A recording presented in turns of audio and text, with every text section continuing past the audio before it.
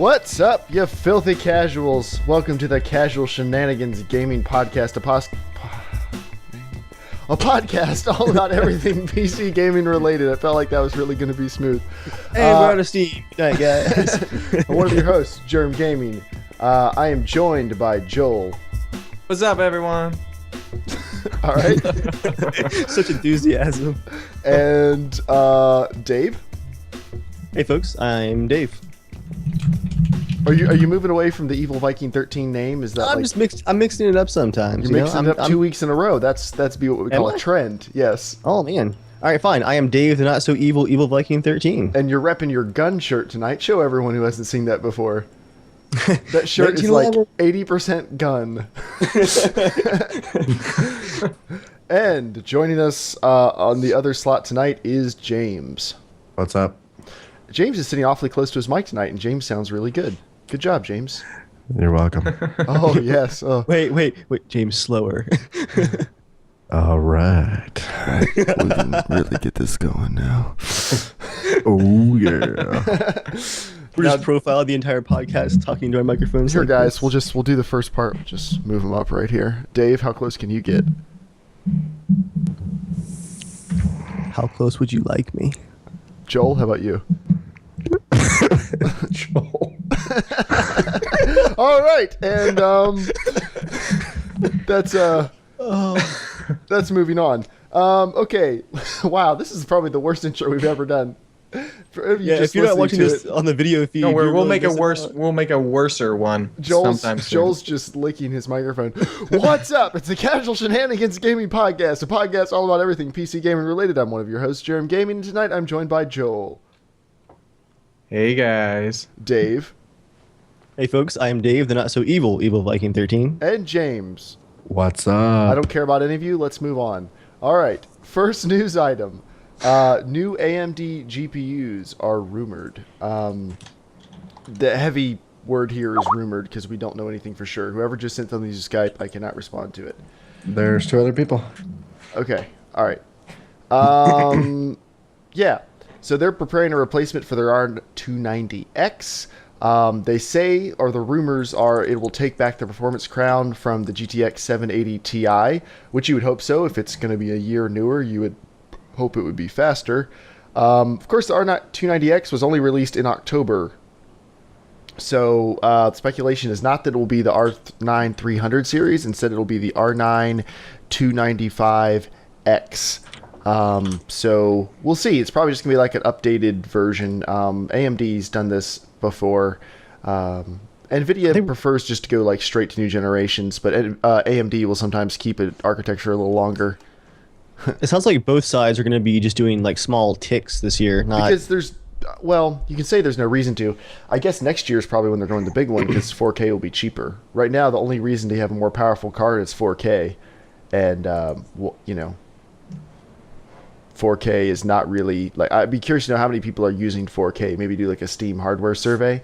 I bet it's like 0.25% or something. I mean, it's got to be a tiny amount of people. But anyway, that's that news item. So if you are an AMD fan like I am, there might be something cool coming down the pipeline for you. So the person who just bought an AMD card like a month ago.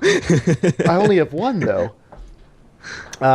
Keeping on the AMD news, the AMD FX processors are fairly disappointing if you're a performance enthusiast. I bought the FX 8350. Overclocked it. It was amazing for video rendering, and for everything else it just kind of sucked because the per core performance was so bad. But if you can overclock these chips far enough, they actually are really good values for the money. Well, AMD thought, hey, why don't we just overclock them ourselves and sell them? So they have the FX 9590. It's just a CPU. It doesn't have an APU or anything like a lot of the stuff AMD's been putting out lately. And its base clock is 4.7 gigahertz, and it turbos up to 5. So that's pretty good, and they're packaging it with the Cooler Master Sidon 120 liquid cooler. So most stock coolers on CPUs are beyond terrible. But this Now, is I thought the last one was the cooler master. How can all these masters just be out there and not like challenging each other? Wow. Just master and master and Joel, master. you can do better than that. I want you to sit in the corner and think about what you said Yeah, so you that have a was better a- joke. That was a I do swing have to and a say one miss. thing, okay, about these. And like, I do love graphics cards, okay, but it's funny, like the news for these, it's just kind of like AMD makes one, Nvidia makes we're one. talking about CPUs right now, you know, right? Oh gosh. Just You don't know, continue. all right, if you don't know what we're talking about, why? Numbers. CPU Hardware. Joel, a CPU. I know that, but I'm Okay, just the okay. one beforehand. I'm looking at it Oh, and going, yeah. it's just like the next month it'll be Nvidia says something, and It's then the not- next month It's taking them a topic to catch up to have something to say with On the a last. year-by-year basis, though, you're right, though. Like, each year, there isn't some amazing, huge upgrade where you're like, wow, this changes the game. It's just the same 10 or 15% every year, usually. So, Yeah. yeah, you're not wrong. It's kind of like the brand new Toyota 2015. I'm like, yay! It's like the ones that I get excited for is at like every 5 years when that like the really freaking new stuff comes out. That's cool. Yeah, well, Anyways. every once in a while you get something really cool like the 295X2 where they take like a really hot, loud card, slap two of them together, water cool it, sell it for half the price of the competition, and it outperforms it. Yeah. Right, cool stuff like that does happen, but yeah, most of the time it's just, it uses a little less power, it runs a little cooler, it has a little more performance, it costs the same amount of money. Sorry, That's didn't it. mean to interrupt. No, it's a valid point. But so anyway, the FX 9590 with attached water cooler is $360. So it's similar to the price of like the 4770K, and it should perform also a little similarly, unless you overclock the 4770K, in which case it will definitely be faster. So that's something you can do if you would like to. It's a nice package deal if you're going to go for the It is. overclocking. Like if you're planning on it, just go for the whole package. But you should only do that. Well, see, but for that much money, you really should just get a 4770K because you can get a Hyper 212 That's for $30. true. Yeah. So you're at the same price for this AMD. You overclock it to 4.5 and it'll blow it away. Now, okay, the FX, that's AMD or is that Intel? Yes, FX is AMD. Okay, because I think I just saw something, and I probably could be wrong, but I thought I saw Intel was coming out with their first 5 gigahertz or something. It was like I don't know. I just thought they were coming out with some new high speed CPU just recently. Like I think it was like yesterday, and I couldn't remember if it was Intel or it was AMD. But I was like, what is the this is gigahertz? actually It was like it wasn't like a overclock. It was actually standard. Yeah, that's probably the AMD one you're seeing. Okay. Yeah, it is. I thought it was yeah. Intel. Maybe it was saying Intel was going to The try. one that Intel announced, Joel, back in March, Intel announced their first 8-core CPUs, which are coming out in like October, I think, it or wasn't. September. It wasn't had anything to do with core. It was actually just the gigahertz. I was like, what are we at now anyway? It's the AMD, and it's because of the water cooler actually that it's going to be able to do crazy stuff like that. That's when like after they kind of stopped at the gigahertz like that, it was just goes like the core, the quad core, dual core, all that kind of stuff. I lost interest. I couldn't keep track because I was like, when it was at 3 gigahertz, I was like, oh, that's awesome. 3.5, yay, 4, and then like just kind of stopped. And then you go back down to like like MacBook Airs, they have like a 2.1 or 1.8 gigahertz. And I'm like, are we going backwards? What's going on? And then it was like the dual core. Cores. Yeah, exactly. Cores, yeah, So then are what changed the game. It was just hard to keep track of like what is the fastest. That just got confusing. So Well, and then clock for clock matters too. Like AMD Yeah. is slower clock for clock. So a 1.8 gigahertz Intel mobile part could be similar to like an AMD part that's 2.5 or something. So because the new MacBook Air I just replaced because I sold mine to my church. They needed one, and I gave them for a really good they price. needed a MacBook Air. Okay. I'm gonna challenge you on It's that. funny one how real that quick. aligned with you wanting to Hey guys, you need this for what? It's so thin. Look at it. It's a Mac. Okay, they've gone through 3 PCs there that I've all recommended. Like, Well, then- I've already recommended them. They've just gone through because they don't know how. They don't have Right. any. I'm, saying, idea how I'm to use guessing them. there's some user error in How do here. they Oh yeah, no, How do you it go absolutely through- is. It absolutely is. Yeah. What do you mean by Finally- go through? Are they like breaking them? They leave them on. They get viruses. Like they don't like. There's so many people using. they're just getting viruses. Yeah, exactly. I know exactly what's happening there. So what I did is, I recommended them an iMac initially. They've been running like Keynote because the Keynote's a little bit easier than PowerPoint because it's just anyone who uses PowerPoint, they create cruddy slides. Anyone who uses Office in general. Yeah, pretty much. Office is but a with sad, Keynote, it miserable makes it a little bit program. easier to make nicer, slicker type of, PowerPoints. And it's been fine because it has the built-in DVD. They're just okay with it. But then they just got a secretary, and they needed to have a laptop. And I was like, here, this is more than fine. I was like, it works great. I showed them how to use it. I set up all. So anyways. Your secretary should use a laptop that's just the size above a Chromebook. Sounds like a good idea. Does she have a desk? No. She balances it on her lap. This is perfect. Her desk is just like this tiny little aluminum rectangle sitting in the middle of it. It's like, Here, have a little TV tray. But what Actually, dang it. Go, Dave. I just had a side note about Jeremiah's comment about Microsoft Office. This year was the first build I've done in 4.5 years. And then before that, it had been like 4 years before that too. This is the first build I've ever done where I didn't buy a copy of Microsoft Office for it. Like even like an educational copy. I found one I could get with my EDU email address for like $40. And I sat back and I'm like, I'm out of college. Like, what do I need Word and all for? I've got Google Docs.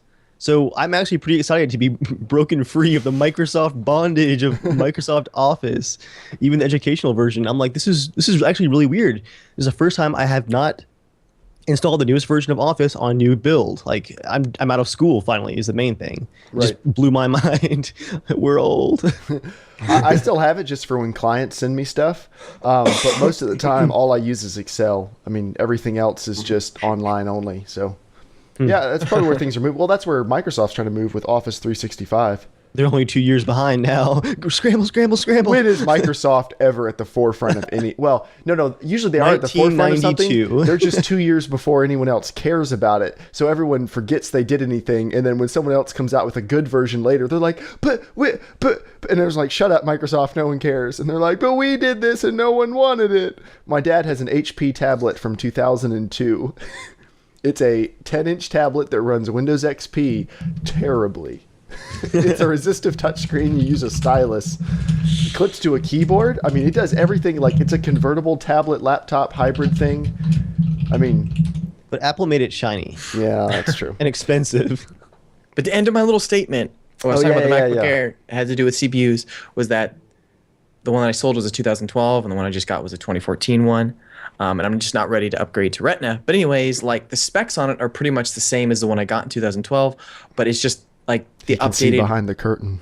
It's I'm not an idiot, but the CPUs they're just the slightly updated versions of the ones that are. So it does perform, I'd say maybe 25-30% better, and even just overall RAM, like I can tell just almost every program, like it definitely runs a little bit speedier. What, did you go up to like 8 gigs of RAM?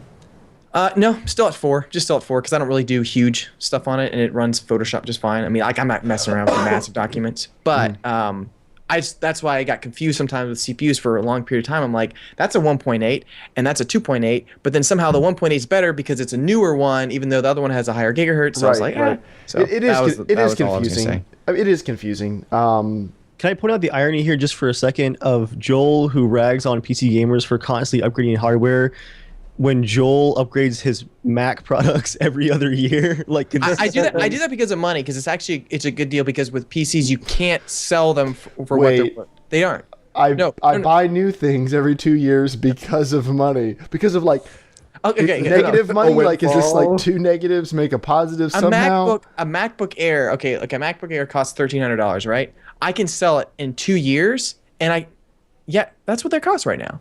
They're $1,300. Yeah. Look up.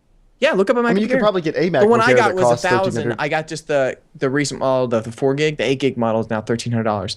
But anyways, they hold their price value so well in 2 years that I'd rather just pay $150 or $200, get a brand new one, and I just keep having a brand new one every 2 years, than keeping mine for 6 years, which I know would last for a long time, and then I'd have to pay another $1,300 to get a new one. I just feel like it's better to just sell it. To actually continue the comparison, Joel, that's the exact same thing I do with graphics cards. Is I sell them like right at the threshold before they drop in price. Graphics card hold their worth a little bit longer, but most like motherboards, RAM, all that. Oh no, that's real. You unless you it, find it, someone who gone. just needs a computer. I don't know, like whatever. like a church. You know, people, they don't want to. They don't like want to people do with the not a lot research. of money or information, and you can be like, "This is what your tiny bit of money should go to, and I'll give you all the information here." I feel horrible, but like, I would rather spend a little bit more to make sure someone like I would trust to tell me how to use the computer, how it's all set up. It has Photoshop, it has Office. Instead of them trying to do it their own, they screw it up. They have no idea. It's like it's worth an extra $100 for them to do that. Sometimes I'll be honest, I've done the same thing before. Like when relatives ask, "What tablet should I get?" Sometimes I just tell them to get an iPad because they've played with other people's iPads, and if they get an iPad, if they have a problem with it, I can just send them to another Apple person, and I don't have to, because they have That's problems the at the advantage. same rate they would have with like an Android tablet, but I can just tell people it's just so-and-so has an iPhone and an iPad and MacBook and everything. Just go ask them. I don't care. If I recommend an Android tablet, I'm going to be the only person, even though Android has a larger market share, they're going to come and be like, I don't know how do you open things? I'm like, you push the icon. I'm like, whoa! So anyway, but no, it's the same thing with cameras actually. If you buy a lightly used camera, or like if you buy one generation behind on DSLRs, then you can sell them for like 90% of what you pay for them, keep them for 2 or 3 years, and always be up to date. Same thing with lenses. I buy pretty much everything used, and when I want to sell it, I don't lose money. Like upgrading, it's really just like I'm renting something, and it costs me $100 for 3 years of usage, and then I can upgrade. But Joel's right. Apple products do hold their value exceptionally well. They've got awesome brand loyalty, and they have a really good mind space, I guess. They have a lot of mind share, even though their actual market share isn't quite as impressive. But moving on. Mind share, I like that. That's the thing. I wanted to add one note on the CPUs. It's funny how AMD, they've kind of flopped. Like, I remember back in the day, the AMDs used to be the really low processor speeds. Mm-hmm. And, talking to customers and saying, well, they do more per clock cycle, so blah, blah, blah, blah. Now it's kind of flipped where AMD is pushing their number up higher and higher. But like, oh, yeah, but it's an AMD. It's not going to do half as well as the Intel. Because what it is you've got like a 4770K is 4 cores and then 4 other threads. Right. Like it's 8. That's really what an FX CPU is. If you look at their architecture, they're just selling it as an actual 8 core, but it's really, there's a lot of shared stuff in there. They really are just beefed up quad cores. And if you look at them like that, they're actually a pretty good value for a beefed up quad core, because you can get really good AMD CPUs on sale for like $130. And Intel doesn't sell anything overclockable that's a quad core anywhere close to that price point. So AMD is still, I think, the best for budget people. But if the extra $100 isn't a big deal, no, they absolutely can't compete. And James, I was surprised to see the latest Steam sales survey for this month. I actually submitted my computer for that one, and AMD has dropped to like 24% on Steam. Wow. Intel is 76%, I think it was. It was over 3/4. I was very surprised. Well, AMD is now shifting more towards the APUs and stuff, and their APUs beat Intel handily. That's just not a section of the market Intel cares that much about. The APUs are more competing with stuff like ARM, but the high end of the market, and AMD's even said they don't have the budget. They're just not big enough. They can't really compete with Intel, so they're not going to focus as much on that high end market. Next news item. ARMA 2 Operation Arrowhead and the DayZ Mod are moving to Steam servers, moving off of GameSpy. So, if you didn't own ARMA 2 and stuff through Steam already, if you just had it through GameSpy, you can, if you have a retail copy, you just add your CD key and it will transfer over. So even though GameSpy is shutting down, your extremely old, outdated copy of ARMA 2 Operation Arrowhead does not need to die with it. Screw you, GameSpy. Joel, I have to say, I find your shirt offensive. I always was a fan of the Washington Redskins. I didn't even look what it was. I was always a fan of sports ball. Yes, sports. Only because my uncle was just always a fan of Washington Redskins, so I just grew up like watching. Is he a football. really depressed person? Oh yeah, I know he knows they suck so bad, but it's like my when you grandfather's follow in them the so same long. boat. Yeah. He loves the Washington Redskins, but you just can't have a talk with him about it. Well, it's funny because I forget I'm wearing this shirt, and so I walk around, and people are like, "Oh man, they played so bad yesterday," and I'm like, what are you talking about? And I walk on, I'm like, oh, I'm wearing a sports shirt. Sports. I hated wearing a Yankees hat out because people just stop me and start talking about the game. I'm like, You're like, I don't care as much as you do. I'm sorry. I just like the I hat. like the logo. this blue shirt, the blue hat matches my blue shirt. Do you actually like the Yankees, or do you just like the hat? I like the Yankees. But you But like the Yankees. No, I don't love the Yankees. I'm not that into it. I'm going to my first baseball game soon. Who? You never been to a baseball game ever?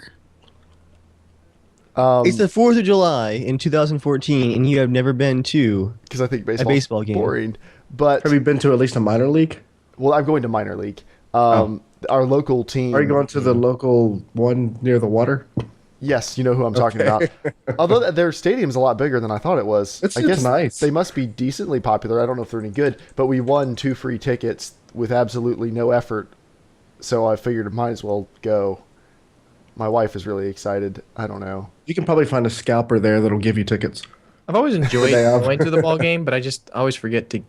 Our work sometimes gives away free tickets, and I'm tempted to do it, but I always forget about it when it does it. I'll go with you. Do you want to go? Do you want to go, Dave? Yeah, I haven't been in years. I know. Joy's been. Ultra says Would even enjoy he's been going to a sometime. baseball game. They have baseball games in England? I don't know. But I hate watching baseball on TV, though. I hate it just It's because it is boring. really slow. Like I can't stand watching football either, and American football, because of the freaking commercials. Just get on with it. Like isn't there a new rule possibly coming to baseball to lower the innings because it is so much? Haven't heard about I that. heard that it might be like down to that I would've. 7. But I think that's such a great idea. Like even that for basketball as well. Like if you talk with any like professional athlete or like follow articles, and I've talked with people before. Do you they talk never- to a lot of professional athletes? I've talked with some because I went to go see my buddy JJ Redick, who played Abrams? for Duke. No, JJ Redick. He played for Duke, and then he's playing for, I forget what the team is now. But my mom, we were homeschool friends at the time. But anyways, like they never play until pretty much the last quarter. Right? It was the last half. I can't remember how many in basketball. Yeah, like it's all just kind of warming up and just sizing each other up. Like that's it. It's just like you play cautious until the end. So I'm like, why don't you just have one and it's just be one heck of a quarter? Like that would be badass. That'd be a good for internet. When sports moves to the internet, we can have 10-minute long games. Like everything goes to 10 minutes. Man, some football players would be like snapping arms and like their wing helmets milling around the field going, "Oh yeah, bro. Oh, defense." People would just be like, "I'm gonna kill him." I want to see the people like jacked up like in Gears of War, like those guys playing football. You mean just steroids is what you're saying. It's just ultra. You want steroids implemented Any of legally. you guys ever play the game Blitz? The one that's NFL literally like Blitz, fast. yeah. Like I want to see Blitz. NFL football. Street. You got to play. That's all they're going. Amazing. I think most sports can be improved by that. Like, if you know any NASCAR fans, all they've talked about for the past couple of years is how wimpy NASCAR is getting. Because every year they add some new safety thing or some little lip to the car that adds downforce, or they restrict the speed a little bit, and now the cars look pathetic. And they like. 25 years ago, they were going like 230 miles an hour on tracks, like in much closer to stock cars. Like I want to bring back, if you want to run jet fuel, run jet fuel. Like, there's no rules. If you want to make a car that's 600 pounds and has 800 horsepower, do it. Pulls out in the air like, holy crap. I say bring on the future apocalypse, bring on Running Man style sporting events. Eventually, Heck, it just looks like gladiators. it just looks like Rage the game, like all the apocalyptic cars. I think steroids, blood doping, all of it should be legal.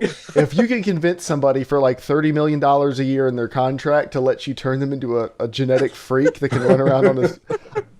Is that what happened to you, Jeremiah? Yeah, I'm pretty sure if a lot of experiments have been done on me, I would look a little more. Podcast. I'd look a little more impressive, It could be an experiment gone wrong. They're like, what if we make him really Down to the tall nozzle, and shoulder. muscular? And someone else was like, wait, let's just make him tall. Yeah, that sounds good. Let's make him weaker than average. Ooh, that's a good idea. So anyway, moving on. Small computers. Gigabyte has their thing called the Gigabyte Brix, and it is a really small computer, 2.4 by 4.4 by 4.4 inches. Whoa. Yeah, that's smaller than you thought it was. That's basically like a power supply, their computer is about the size of a power supply. You guys And gotta Google this. This thing looks crazy. now you're thinking, Lincoln. now you're thinking, well, it probably sucks. You would be wrong. It has an i7-4770R CPU, a 2.5-inch bay for a hard disk drive and SSD, HDMI and mini DisplayPort output. Outputs. That's an actually nice looking PC. 4 USB 3 ports, and of course it has integrated graphics. Intel Iris Pro 5200. I mean, there's no way you could fit a dedicated graphics card in here. But like if a you console. but if you're looking for like your own Steam machine or something, That's really cool. yeah, this is a really, really cool idea. And this is kind of one of those only in the PC things. It's really cool that Gigabyte tried this. I'm scrolling to see the performance now. Yeah, what is it? Like, does this stack up pretty good against the PS4? For what? Like gaming you're talking about? I'm just saying spec wise, like Okay. what is it? Can you get a PS4 to run 3D Mark tests? I mean, because I think it's for it to run well against it for the price, because that's just a little bit more than a PS4. The speed of it needs to be a little bit higher than what the PS4 is, just because this of the isn't optimization. primarily for gaming though. No, I know that, but it's a cheap price, and if it's pretty decent, that would be not bad. It's probably a little bit slower than a PS4 for gaming, but it's more designed for like a home theater computer, like a small, quiet home theater computer, a little like streaming computer, something like that. Its primary purpose isn't gaming, but you could still play a lot of indie games and stuff on it. It would handle those fine. Yeah, Joel, the graphics is kind of weak on it, kind of anemic, but the CPU is beastly. That's a nice little CPU. What is the graphics like comparable to like a GT 640.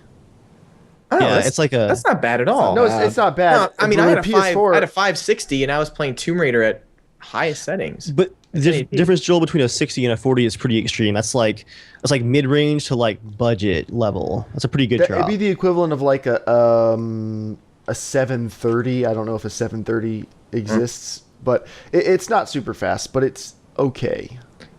So if they can get something like this down to like, I'd say $200 for this kind of speed. Not with that CPU. That CPU itself costs almost 300. It's a beastly that's CPU. if they're doing an i3 maybe. Joel, that CPU is equivalent to yours. You have a 3770K. That's a 4770R. The only difference between that one and yours really is it's a Why do they tiny have bit such faster. a high caliber CPU? Because it's for something like a home theater computer that can play 4K or streaming or video encoding or something. It's a You very really need that to play just to stream or do 4K? well. If you want to be future proof, I mean, it's like no drop frames ever. Like it's a utility computer that like you can just throw anything compute wise at it and it's gonna take it. And just but move most of on. the time, you won't need that performance, but it wouldn't be saving that much money to go down to just a quad core. So it makes sense to leave it in. Dave, Yes. the Battlefield 4 CTE community test environment. Yes, something Dave is interested in. I'm perking up right now. Why don't you walk us through stuff that's been happening lately with that?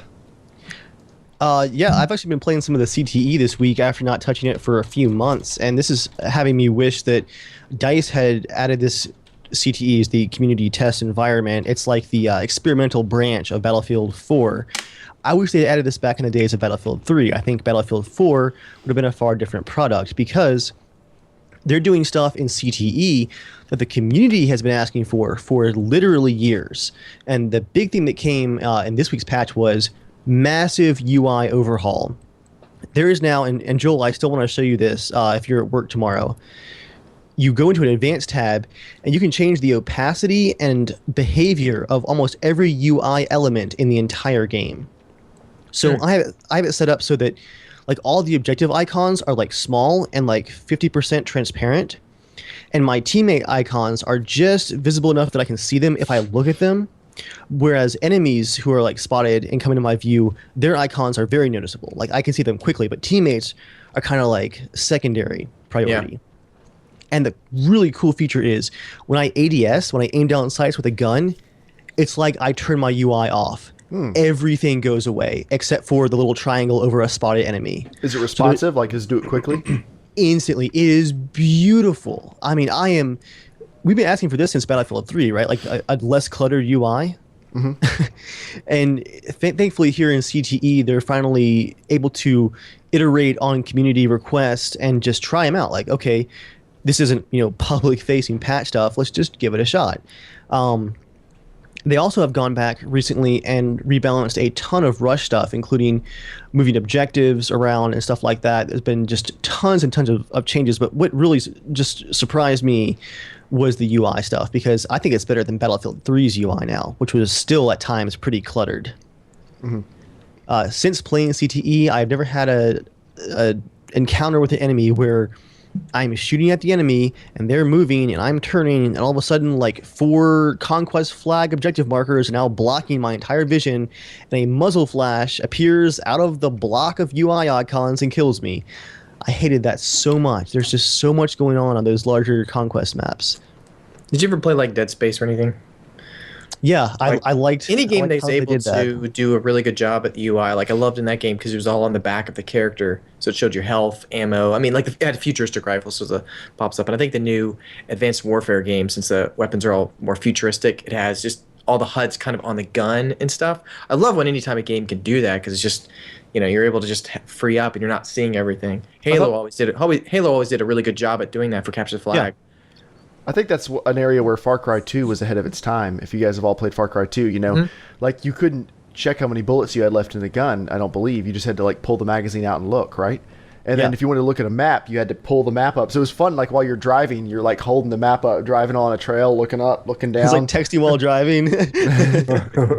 And once you got used to it, it didn't really handicap you much, but they said they were going for immersion, and I think they did a really good job of it. I agree. So yeah, I thought that was really cool. Of course, they brought back some of the more, I don't know, peasant-like elements into Far Cry 3, but Far Cry 3 was so fun, I don't think anyone cared. It was like, oh, the immersion. That's one thing I'm surprised ARMA 3 hasn't done. Like, just to make the immersion that much more, is you can't check how many bullets you have left in a magazine, and you have to manually look at the fire selector and stuff. Why haven't they done that? Here's something funny. I told Dave he would totally love if DayZ put in that button so you could have your finger like on the safety. So you he manually do that. So you would have to manually pull the gun up, then pull the finger off to safety, and then shoot. He would totally love that. I use it. I would be such an operator. I'd be like all decked out in my awesome gear. I'd be over in the bushes. I'd be like, it's a go. On the trigger. Go, go, go.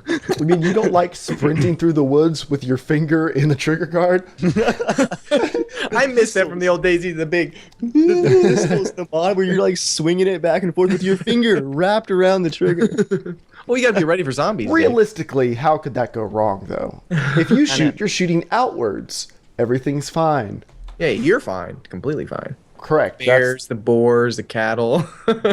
I'm not hearing the names of anybody. That's me. Joel, what is that in your hand? It's the top of a bottle cap. I just chew things. Okay. All right. Next Your news mom's item. like that. Who put this news item in? I didn't. I think we should just toss it. Let's not even mention it. Let's toss it. It's It's dumb. just dumb. It's dumb. Okay. I think it's fantastic. No, it's because it's like a taking year and a credit. half. It's like a year and a half old. Is it? Yeah, it just they popped tried up to again do that back a year in the and a half media. old. You're right. It's a repeat of an old story. I didn't know that. Yeah. It's. I just like dumb people in the news. That makes me happy. I do, but I don't want to dignify it. Okay, so Dave, this next item is also you, I think. Yes. Actually, it's brought back up because isn't it official now?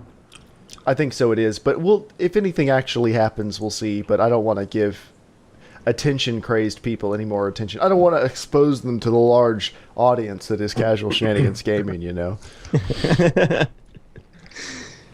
Yep. So Dave, The next one. I call this next story Joel's Redemption.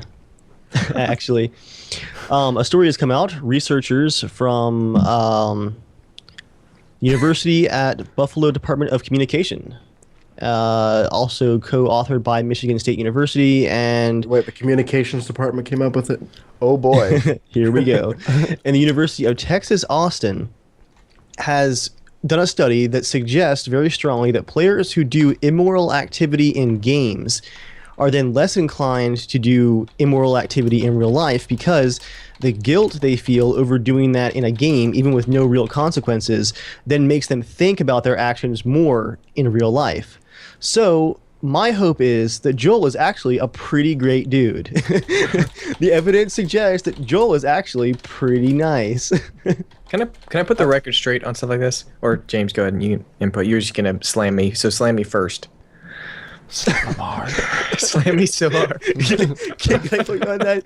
James, please slam me hard. Joel, 2014. Well, I wasn't gonna slam you at all. Actually, Joel, I slam was me gonna hard, I was Gelso. gonna defend you. Not that anyone here is actually attacking you. Of course, we're just joking. No, Joel's I'm just an not. easy target. I was I gonna was gonna defend you. say- No, you're a really nice guy. You're always thinking about like other people and trying to make sure they're happy and taken care of. And I never once in the real world have I ever thought that you seemed like you were going to be in actual danger. Mostly because you're so tiny, someone could just like step on you and it would be over. But Thank you. You little Like, kneecap I like hugger. my figure. but Kneecap hugger. only on Jeremiah. It's all I can reach up to with my hands you upstretched. can reach too. high enough. And I'm wearing like I just see like a village of 6-inch people heels. hanging on to James' legs. He's walking.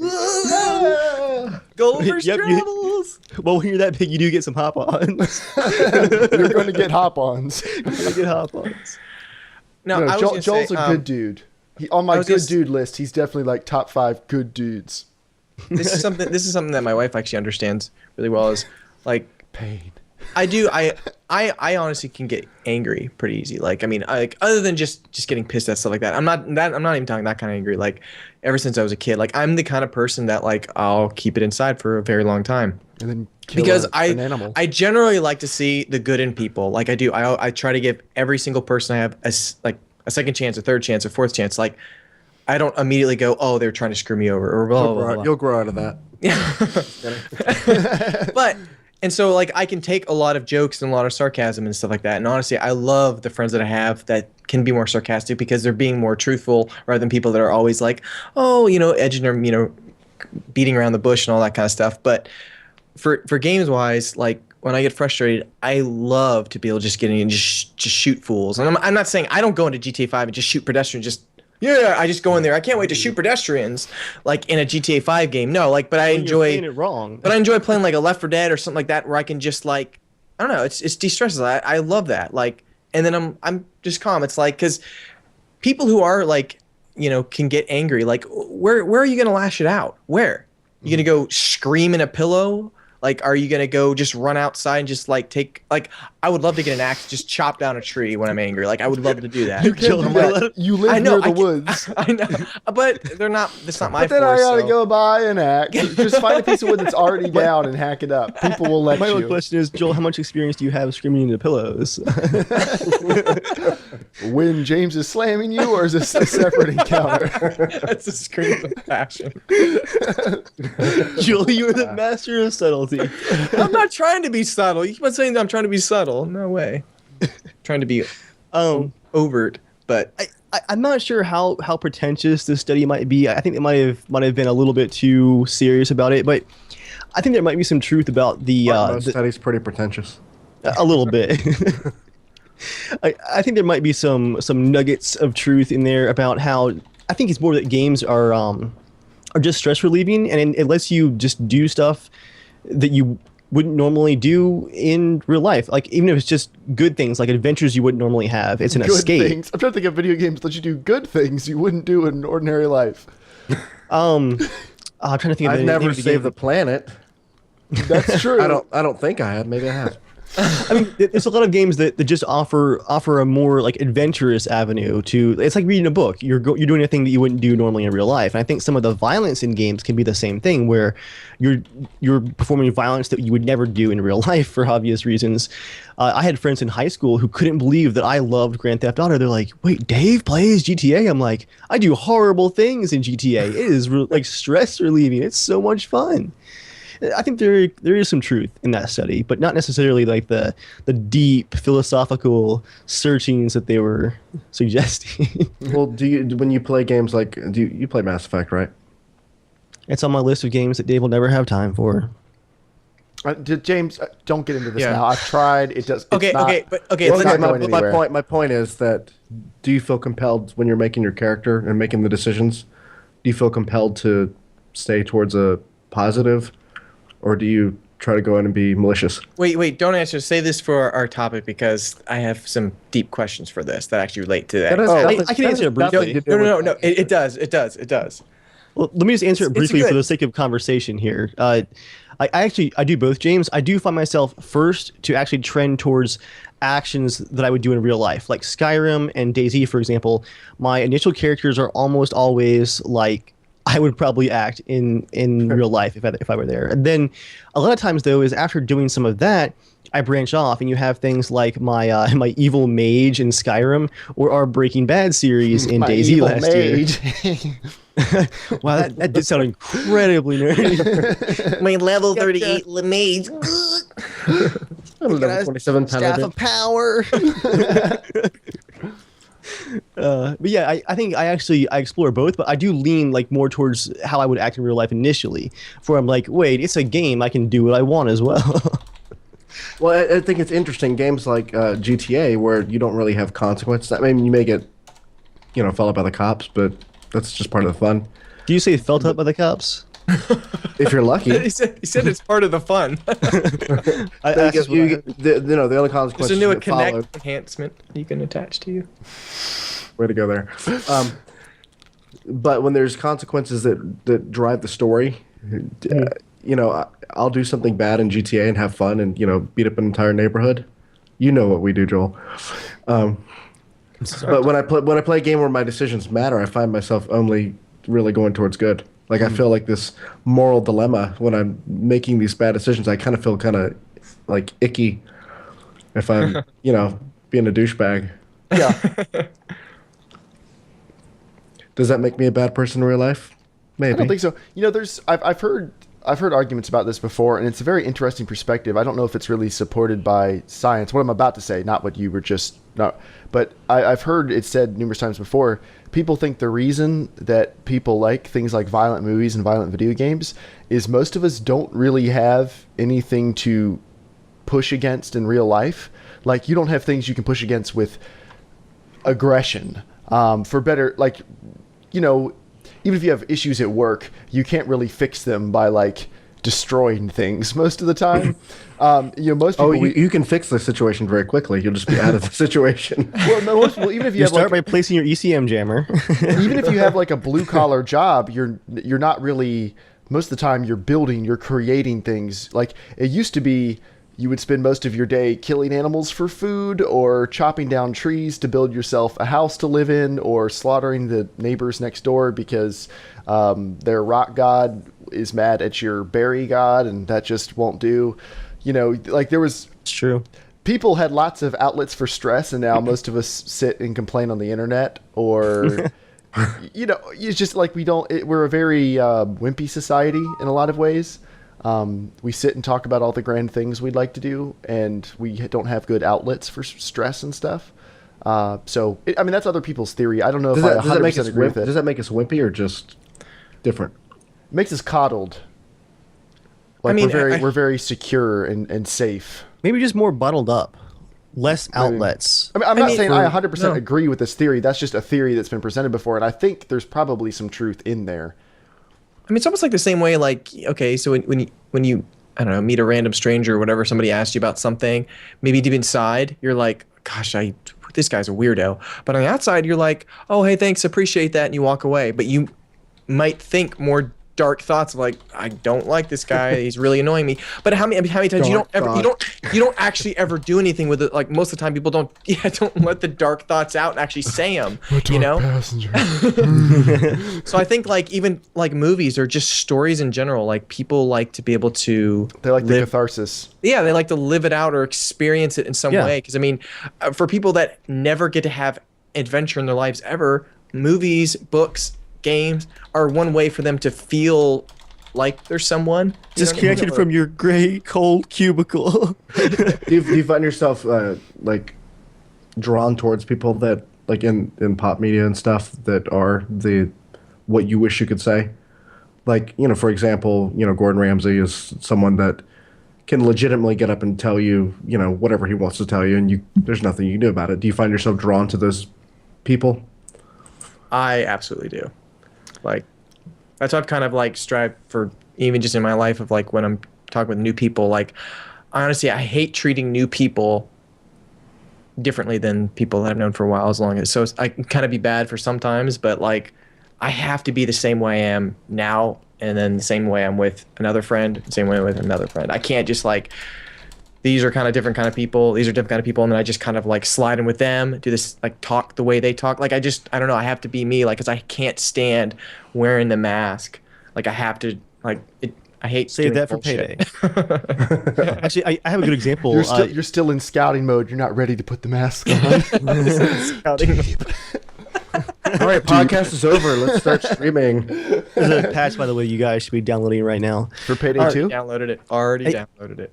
As an example, a very minor spoiler from the first episode of Breaking Bad, there's a scene where a bunch of youths are mocking a disabled kid, and one of the characters in the show, who is like a total like doormat, like everyone walks over him.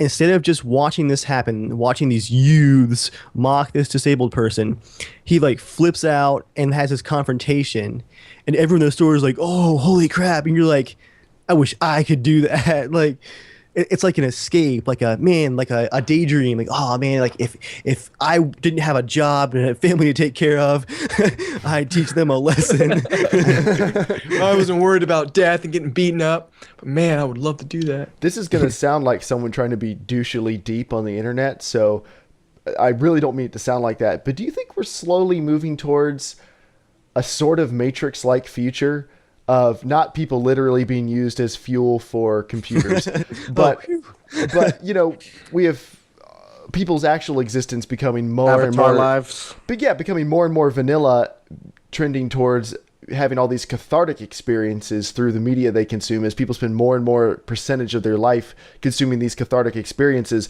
they feel like they are saving the world or having a beautiful relationship. Or dude, Oculus Rift and Morpheus, when those things come out, and if they do well, on this initial launch, like honestly, it's all over. Like that game, that book, gosh, what is it called? Game Over. Do you know what I'm talking about? Have you read that book? Dave, do you know what I'm talking about? I've heard of it. Yeah, I haven't read it, but I've heard of it. There's a really awesome book about basically everyone living their lives with these kind of Morpheus, Oculus Rift things, and everyone lives like that's all they do, and that's their identity. But I'm like, as soon as they add that and they start adding these apps that you can look at your hotel room before you buy it, you can literally walk around your hotel room, go swipe to the next one, or you can talk with your friends around a virtual campfire, and you're seeing each other like via the Kinect camera, webcam filming you, so you can that's see so lame.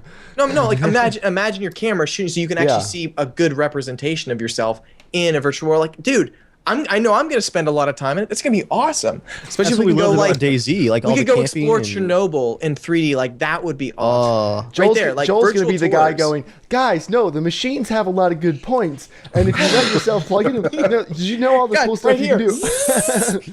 You're not listening, okay? No, they said we don't have to give them any of our personal information. They said all of it's secure anyway. It's not a big deal. They even have a chair you can sit in. You got to strap your arms down just for safety. Just look at the lives that people post on Facebook, where it's like almost this fictional life where it's just the highlights, just the best parts of what they're posting. Everyone and some tries to people make even their Facebook and their Instagram is Instagram's the worst. It's look how amazing my life is. Yeah. And even for some people, it goes beyond that, where when they don't have enough highlights to post, the deception starts, where they're making things up, and eventually like they don't even care that they know they're making this stuff up. Like in everyone else's eyes, they have this amazing life. Like I guess we're rabbit trailing. Let's just commit to it. It's deep. This is my problem with the hipster movement. It's like, well, what's your problem with the hipster movement? It's not that people like alternative culture. I'm fine with that. I'm fine with the intent that goes in. But when I see entire photo albums of not of friends having fun together, of friends just posing for photos together, it's like, did they have fun together, or do they just have photo shoots every time? Well, next weekend we're all getting together to stare at our phones outdoors, right? Everyone's still on for that? Yeah, okay. I'll take a photo of Dave taking a photo of It'll James be a really cool place. No, we're going to Jeremiah. a really pretty place to stare at our phones, guys. We're not just going to stare at them in our living rooms. Yeah. It's going to be We're going to take really good photos of how- us staring at our phones. Nobody's going to get reception out there, let's be honest. How pretty is my backyard? I'm not sure about this. Well, I have an iPhone, so unless I'm within 10 feet of a charger, like I'm only going to have it for the first 2 hours, and then I'll be free to spend time with you guys. Might want to bring backup batteries then. No, yeah. Like, yeah, my Facebook, like, even for my film Norman, like, it's honestly sometimes it's hard for me to like post something because I hate it so much. I hate like, hey guys, look at this, you know, like especially like that. Here's my food. Like, what the crap? Like that pisses me off so much. Or that I think that's hey, done a lot so my less husband now. did this and blah blah. I'm like come on. Yeah. Like I wish it was more. Okay, like I don't think any of you guys have the Rdio app, like for music and stuff. I don't know. The one thing I love about that is like I literally only have. There he goes. Man, he was like about to get to his point too. Like he was fired. Look at his picture. His eyes are just slightly like crossed. Yeah. He's having an Somebody inspiration- screenshot this before he comes back. So He's having an inspiration stroke. I was gonna bring up somebody, and I hate to like mention people by name because it, like I guess I just don't like the feeling of ragging on somebody. But this is someone who makes himself such a public figure. I guess it's not like, not to say they've earned it, but they're not shying away from it. Do you guys know who Dan Bilzerian is? No. Okay, go look up Dan Bilzerian Instagram. I can't pronounce his last name correctly. I can spell it. Bilzerin, I believe is how you. But I mean, if you Google that in Google Instagram, knows. yeah, Google knows. Take a quick scroll through his Instagram. Just you'll get where it's going pretty quickly. Wow. I sense the theme here. Okay, in case you guys don't know who he is, he's a kind of semi-pro poker player whose parents have a lot of money, which means he has a lot of money, and he was also he was dropped from the SEALs course. He completed Hell Week, and they dropped him after that for unspecified reasons. Oh, not one of them. And his whole life pretty much revolves around high octane, I have lots of money and lots of girls who want to have sex with me and lots of guns and things with loud engines. And that's his entire Instagram. His whole public persona is basically, I want to be a badass so stinking hard. Yeah, And it's trying so hard. yeah, honestly, I just feel sad.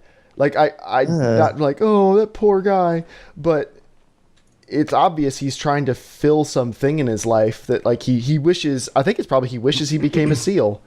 I mean, that's got to be really, really hard to go that far through training and get dropped. Judging by his Instagram feed, I'm guessing he was dropped for like ego issues or being difficult to work with, but no one actually knows.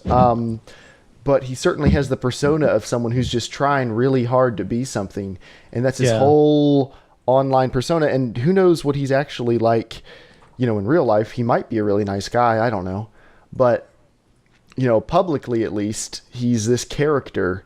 And I don't know. It's pretty sad. And I see tons of people do that, not to the same extent, obviously. Because man, he's like perfected the art here. If you like guns, though, Dave, he's got plenty of stuff for you to drool over. There comes a point, though, when you're just posting like pictures of piles of guns, and I'm looking like... That's a short barrel pistol, short barrel rifle. That's a suppressor. Like he's got a whole pile of tax stamps there. I'm like, none of that means anything to him. Like it's just the sum of it all that he can post a picture of. Like none of those guns mean anything to him. I don't know. It just, too much. I know what you mean. So anyway, I'm not trying to rag on this guy. I mean, maybe he's a nice guy. Maybe he's really hurting, and who knows what. You can never really know what someone else is going through. Write into Casual Shenanigans Gaming for professional help, and we can have him on the podcast and talk about it. Yeah, I'm sure that's going to happen. But it's something for everyone to think about. I'm not trying to like. I don't think we ever try to leave you guys with something deep to think about for the week. That's certainly not this podcast. Too deep for me. But when you're choosing to play violent video games or not, or to have all these experiences, do keep in mind that they're not real. You are a real person. You might not be that interesting because you choose not to be, but everyone has the capacity to be interesting and have a unique, individual, amazing life if you really want to. So, anyway, moving on. Nvidia Shield. Dave, can you do the time code? I don't have a timer going, sorry. Roughly 48 minutes. I'll come back and add him in, no problem. You sure? Yeah. I'll make Joel come back and add him in. Even better. So, and Dave, can you like text him and see if he's gone for good or if something just went down? Is he gonna get a new modem or what? I have a modem and a router that I can get to him if he would just ask. So the Nvidia Shield was this little like handheld console, pretty much Xbox 360 controller with a with a screen that goes on top of it and it folded into this like little clamshell thing. And you can play Android games on it. It was decently cool for that. It was really cool for you could stream your PC games to it. You could stream games from Steam if you had an Nvidia graphics card that was compatible. And I played that for a while. I had a Shield for a couple of weeks. I played with the game streaming. It actually worked decently well. It was pretty fun. But that's really all it could do. So most of the time I was just like, I'll just sit in my chair and play the games and I'll sell this and get my $300 back. And they didn't sell a ton. A lot of people thought they were pretty cool, but there wasn't like a big need for them. But Nvidia's next Shield console will actually be the Shield tablet. They're now making it a separate device because they want to sell it as something that people would actually buy, not just for gaming. They've got this benchmarks for this Nvidia Mocha tablet, which we're pretty sure is going to be the next Shield. And it's identical to another tablet called the Xiaomi Mi Pad. So it appears that it's really going to be like a reskinned, retooled Xiaomi Mi Pad. If so, that means it has a 7.9-inch 2048 by 1536 resolution screen, 2 gigs of RAM, NVIDIA's new Tegra K1 quad-core CPU, 4G connectivity possibly, and then it can like link up to keyboards and everything else. So it's going to be maybe an actual tablet you can use that is also set up to specifically play games, connect to your TV, stream games, stuff like that. So anyway, is Joel gone for good? He just got back on. Okay. I haven't gotten a reply yet, so. Okay. He's on Skype. Let me scroll fast so no one can read it. Okay, add to group call. Joel, you there? Yep, I'm here. Can you hear me? Yeah, can you turn your video back on?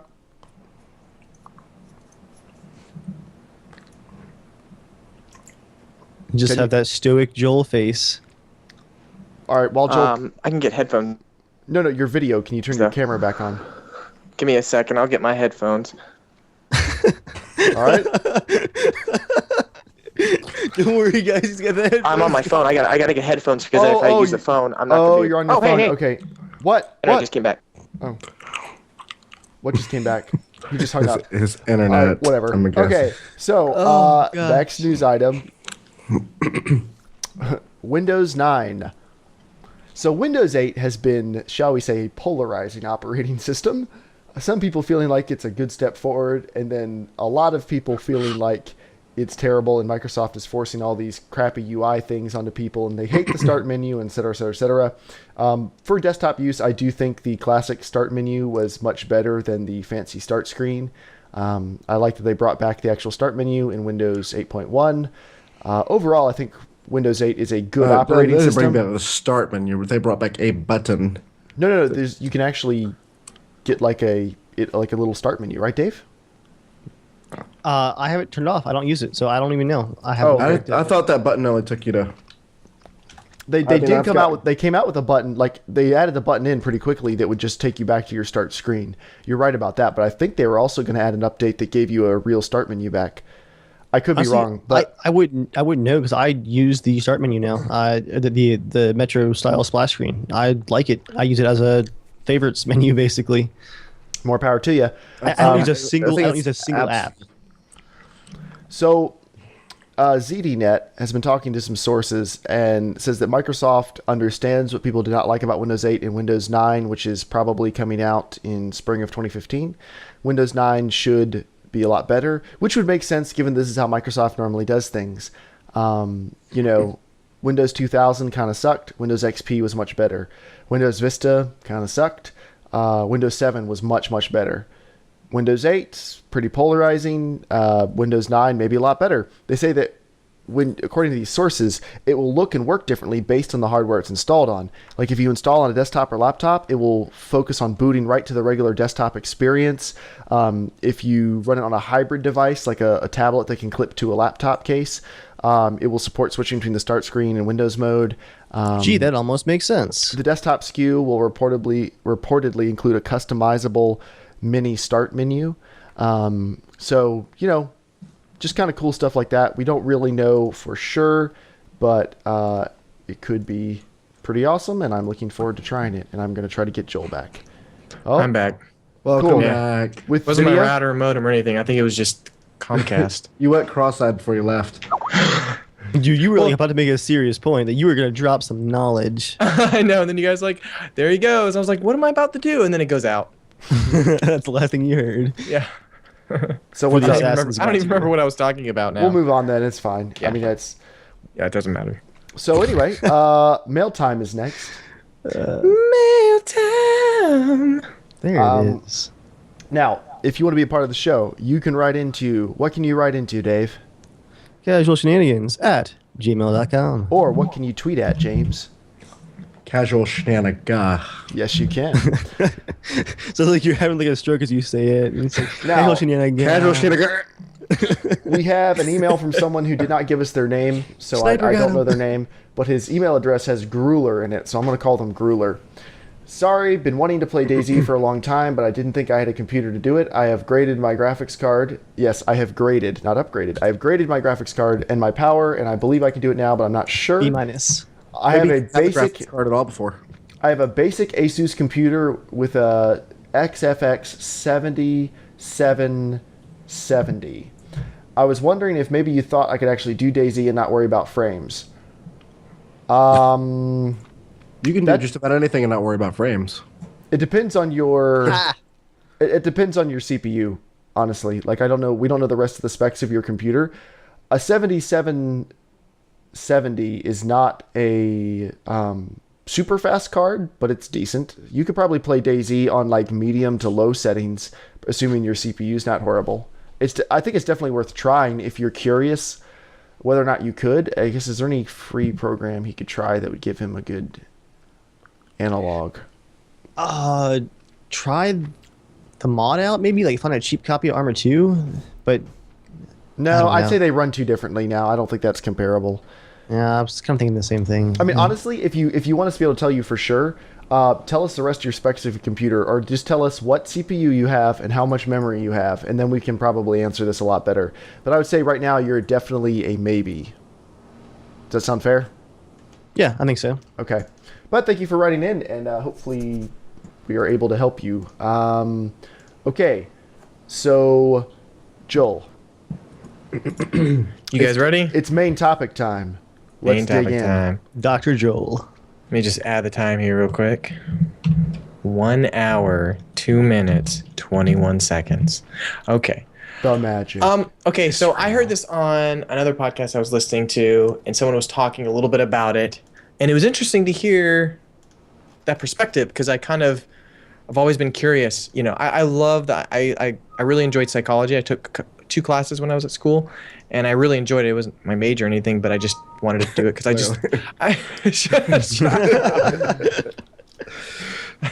One of them 2-class major colleges. They mail you the degree. But anyways, Emailed. I like understanding what makes people tick. I think it's just fun. It's interesting. I think it also becomes, my uncle is a counselor. He's been doing it for like so many years, like helping teenagers, helping youths, helping college somethings, etc. Anyways, so I have a couple questions, and this, we had our big loot cast, but it's about loot anxiety or looting anxiety, right? Like, what drives you to loot? What is your Dave's already scared. What is your what makes you nervous about losing loot or not being able to find all the loot, or just that drive of like having to catch them all? And so anyways, I have a couple questions. So I was gonna say, first we're gonna talk about what is loot anxiety, right? So No idea. okay, basically it's Okay, this is something from Joy. Joy actually wanted to be on the podcast, but she's actually with her sister because they're getting married. She's getting married this weekend. Joy's getting married? Congratulations. I know. I'm filming it too. That's why Joel's here today. No, and okay, she loves the Lego games. Like absolutely loves the Lego games. But I mean, like I played a few of the Star Wars games with her, and then once she got more into it, she just loves collecting things. That it almost I'd rather just watch her play than play with her on those Lego games, because like it's just such a stop and go the entire time of the game, where it's like let's continue with the adventure, but she'll stop, check every last little thing, and she loves that. But one of the things that she gets so frustrated about in the game, or any game, is at the very end of the level, right before the boss, you'll walk through an invisible wall that all of a sudden just transports you into a cutscene, and now you cannot collect the loot and the area. Point of no return. Yeah, the point of no return, and all of a sudden the level's over, and to get back to that loot, you have to replay it again, right? But she, like, seriously gets a little nervous, and like gets really angry at it. Like, I don't understand. Like, if I like in Dark Souls, I get angry if I play for a long time and then I die. I'm like, it just sucks. But like she gets really nervous about it sometimes. Like it, like for me, as I'm playing the game, like I would be pissed knowing that this thing's actually like deterring me from being able to enjoy the game. That I would just be like, if I miss it, I miss it, and we'll just keep going, and maybe I'll find it later. But she has to, and so she gets really angry about it. And so I'm curious to know how you guys differ with that problem. And I think me and Jeremiah are probably the least loot frenzy people. I would say wager that like Jeremiah would probably be the person that Dave. if you see a treasure chest, like in Skyrim, you're most likely gonna loot, and I do too. It's not like I just skip them for no reason. But when I have the weapons I need in Skyrim, I would skip over all the treasure chests. Like I just wouldn't get them. Like I don't like, unless I really want a new weapon, I wouldn't go searching for it, or care about collecting the gold, because I like, I'm collecting it, but I don't know what I can do with it, so I just wouldn't get gold. So okay, here's a question. I'll go with James first, okay? And just do this quick, all right? But this is also a test, okay? Choose 3 top games, that they're 3 favorite games, okay, of all time. Just choose them, like, give me your 3 top games, okay? You want me to do this on the fly? Yeah, on the fly. Just yeah. Fallout 3, Fallout New Vegas, and probably Kingdoms of Amalur. Okay. James is smiling because he knows exactly where this is going. Where is this going, Phil? Okay. I would say Soccer Evolution. Sorry. Pac-Man. Okay. Now, James, you have to get rid of 2 forever. 2 of those games forever. You'll never be able to play them. They'll never exist. The franchise will be gone. What if I just died? No, like you have to Is make that an option? Pick 2. That's What far as if I you gotta just make killed make myself? it snappy. You can't take them. Oh, I'd get rid of New Vegas and Kingdoms of Amalur. Okay, cool. Now, I asked the same question to Dave not too long ago. Okay, I was at work, and I was kind of prepping him for this show, or at least for last week. And Dave he gets a little nervous about, like, I gotta commit to a choice, and I'm just giving a hypothetical.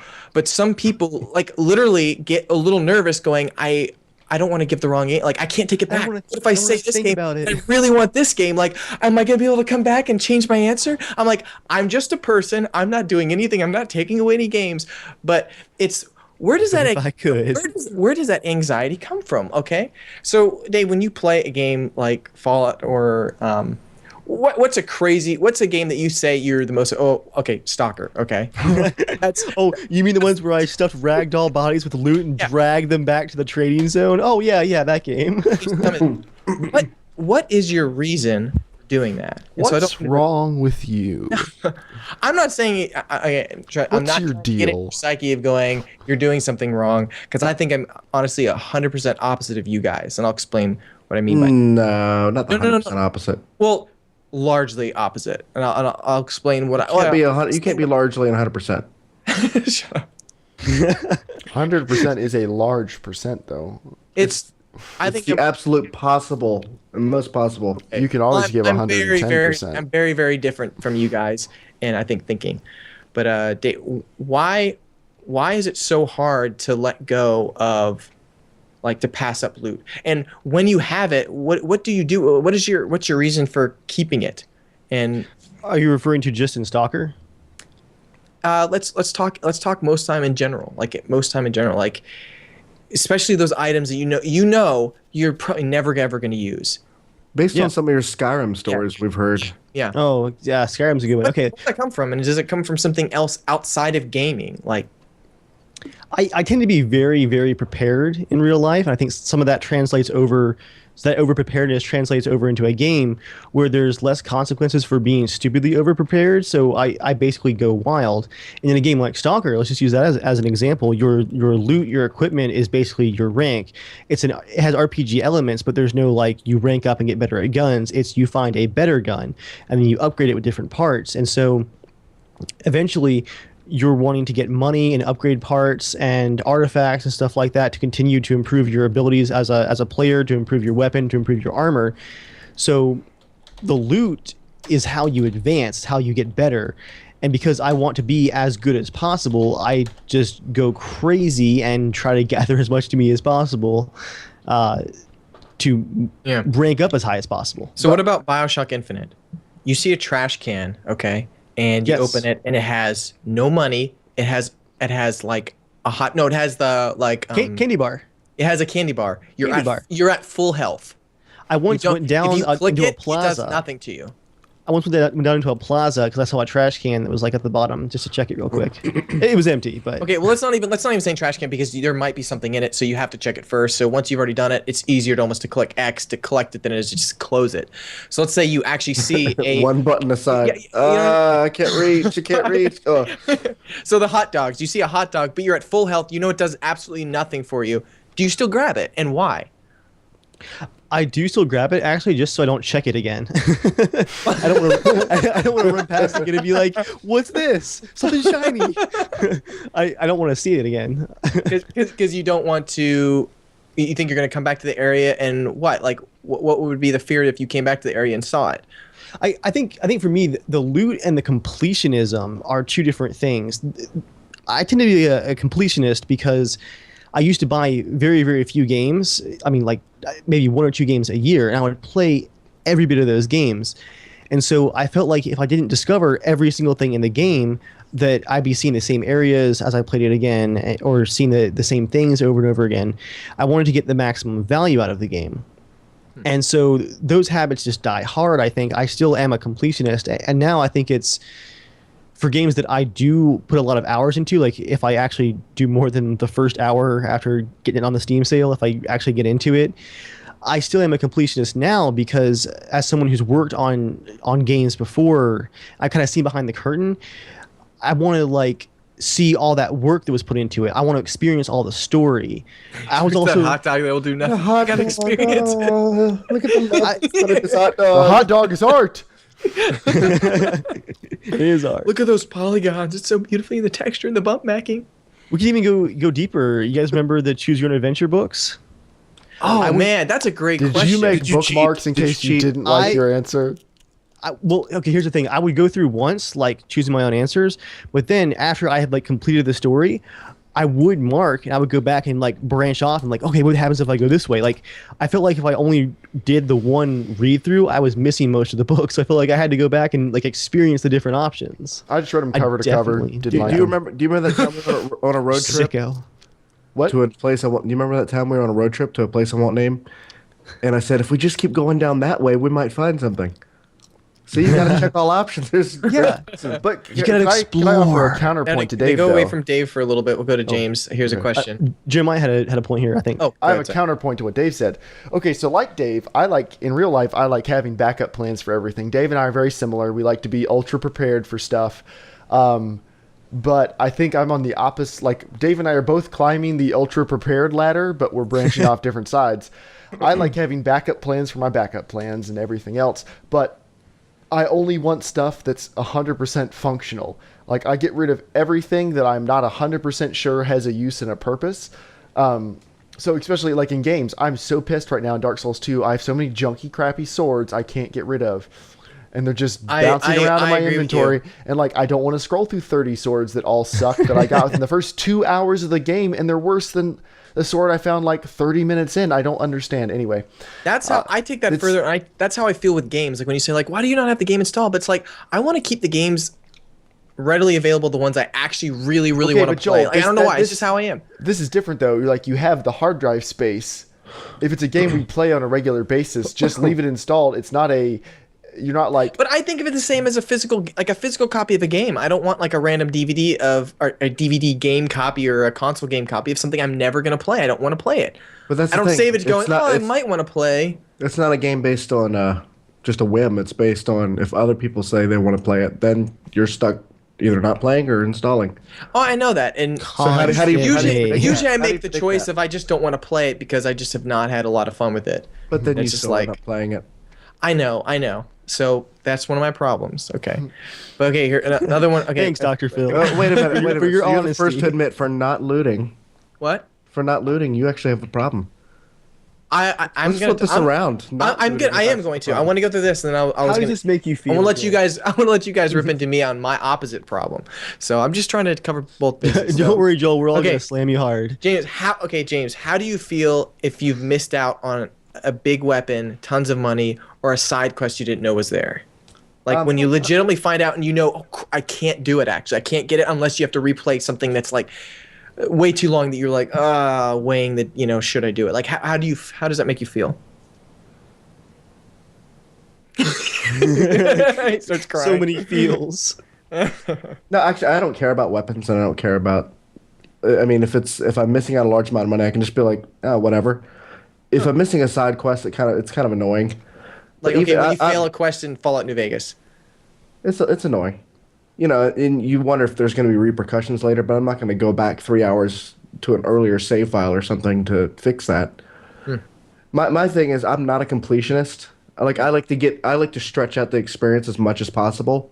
Yeah. But I'm not going to do fetch quests for stupid little things. Like, even with Amalur, I did, 90-some quests. Or no, I did way You did more pretty than much all of them except... I did 96 hours worth of questing, but when it got to find 20 books of this, I was like, screw that. There's no reason to do it. Yeah, the fetch quests, I draw the line there too. Like if I feel like there isn't enough story or interest to keep me going, I agree with James here. I'll pass it over in a second. What was the story and interest in all of the AK-47s you were stuffing in the dead bodies? That is the definition. That's not a fetch quest. That's a drag quest. It was. There wasn't end purpose there. In that case, I wanted to. Somebody else was fetching for him. Just now that they have physics and stuff in DayZ, when you can let drag me answer bodies, the question. He's gonna be dragging all of our bodies. Oh gosh. Because you said they're gonna add a weight limit, right, in the game? Like they screwed. They're adding a weight limit. Like he's not gonna be able to have the random crappy items he stores just for the heck of it. He's gonna kill us and drag our bodies. To answer whoever just asked the AK question with the body through, that did actually serve a purpose. The trader had an L85A2 assault rifle, the British one, that wasn't going to be available for a few more areas. But if I had that to go through these next few areas, it would help a lot because all the enemies carried the NATO ammo, and it was going to be armor piercing. And like it would make it so much easier and so much better as an experience for me. But it was super, super expensive. So all the ragdolls full of guns were for me to sell for cash to then be able to afford the really good gun to get through the next few areas. Okay, now you okay. I've heard this problem before, Dave. You told me. But I can also. This also happens to Joy, and I confess all my problems. This makes me This makes me laugh. You guys go, oh, you're so. You want to hold on to your gold. You want to hold on to your coins. You're like holding on to it, and you go, oh, it's so expensive. But then you never use your freaking gold to buy anything. Like how many times do you get potions? Like, oh, I might use it at the end. I might need to use this later, and then you never ever need to use it because you should have used it forever ago. So what? So what that happens in games though. You can't predict necessarily how hard a level is going to be or. But the thing is, you guys have been playing games for quite a long time. I think you can predict that. Like, the kind of game is... Like, nowadays games, like in Bioshock, when you get a certain perk or a potion, you're going, okay, a boss is around the corner. I should probably use it. But, I mean, I tend to do that, too. If I get a potion, I'm like, I might save it a little extra longer in case I get into a bad fight. Like, in Alan Wake, I made the mistake of using all my flares as soon as I got them. I thought they were like the tutorial flares you get. But then immediately you go into a boss fight. I had no flares, so I had to glitch, just run around, just whacking, hoping I would get through the level. But But I wanted to. Okay, so what's your counter argument for that, Dave? Like, because you make so much money. I know James does too, but he kind of does a bit of the cheating method. I will exploit it. I will exploit a hole in the system. Trust me. I think, Joel, it goes back to the over preparedness. Once I start preparing, I keep seeing like the line move where I'm like, okay, I'm this prepared. But if I just go a bit further, I can be even more prepared. Like that's more of a safety zone and more of a buffer zone. This is a minor Stalker Shadow of Chernobyl spoiler. I think I mentioned this on the loot cast. There's actually an ending to the game where you hallucinate that you're like inside of the Chernobyl power plant, inside of the core of reactor number 4, and you've seen the center of the zone, and you're at the power plant, and you're inside the core, and then gold coins start raining from the sky, and you're like, this is amazing. I found like the loot core of the zone. Like it's like the pot of gold at the end of the rainbow. This is amazing. And then like the camera pans out and your character is hallucinating. And it's actually the decrepit concrete crumbling roof of the reactor core falling down upon you. But in your mind, like all you see is gold coins. Like you reach up and this wave of gold crushes you, but it's actually concrete. I hope I go that way. That's how you're gonna die, James. Yeah. It's an ending for the game that happens when you have too much money at the end of the game. They call that type of death a Paul Walker. Oh man. Oh. Sorry. Sorry. But yeah, in that case, Joel, I had like millions of I can't pronounce the word right, rubles, the Russian currency at the end, and that was a side effect where, to get through some of these very hard sections of the zone to get to this last area, I had been prepping so much and dragging so many corpses full of loot that I had all this money, and eventually there wasn't any better guns to buy. Like I could buy extra guns just to have, like I could put it in stashes and stuff, but at that point I was just buying what I needed to carry with me. I wasn't just hoarding stuff. So I ended up with money to hoard instead by accident just because I over-prepared so much. Huh. Do you ever feel like that? Do you ever feel like that ruins a little bit sometimes? And I'm not talking like, I mean, we all each have our own play styles, and there's the way sometimes I play, like, okay, if I'm on a story mission, right, I'll see a little interesting side quest, like, okay, in Watch Dogs, like, I don't know how I'm becoming into loot hoard just in Watch Dogs. I'm going to every single location and unlocking it. I don't know why. I've done that more than the story. I don't know why it's so fun. It's boring. I just go there and I collect money, but it's more of like I'm part of a completionist, and the way I'm kind of opposite for you guys, other than just loot, like I collect things if there's a reason to collect them most of the time. Like if I don't need a weapon, I just don't collect it. I don't care. I like I don't know. I guess I think more logical. Like, do I need that gun? Do I need to carry this weapon? Or am I actually make it more logical? No, oh, sorry. Because we have logical reasons for collecting stuff too. I mean, no, that's true. If the goal is to get more money to be able to upgrade to something better. I mean, and I think even the way Dave was talking earlier, I think stuff even in your real life, like you bring into the gaming world the same way I do.